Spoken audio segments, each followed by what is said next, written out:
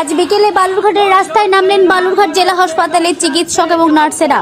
আর্যিকর ঘটনার প্রতিবাদে এবং দোষীদের শাস্তির দাবিতে বালুরঘাট জেলা হাসপাতাল থেকে বালুরঘাট বাসস্ট্যান্ড হয়ে জেলা মুখ্য স্বাস্থ্য আধিকারিকের অফিস হয়ে জেলা প্রশাসনিক ভবন, বালুরঘাট থানা হয়ে শহর পরিক্রমা করে পুনরায় হাসপাতালে ফিরে যায় মিছিলটি।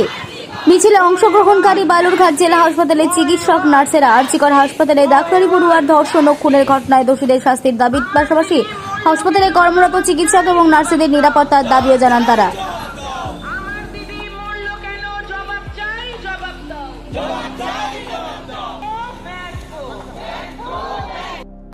যেন ধর্ষক এড়িয়ে না যেতে পারে, খুনি যারা করেছে তারা এড়িয়ে না যেতে পারে। আমাদের যে বোনটি আজ আমাদের সঙ্গে নেই, যে ডাক্তার আমাদের কাছে নেই, যাকে মারা হয়েছে তাকে অন্যায়ভাবে মারা হয়েছে, এটা আমরা সবাই জানি কিভাবে মারা হয়েছে, কিভাবে তাকে ধর্ষিত করা হয়েছে, তার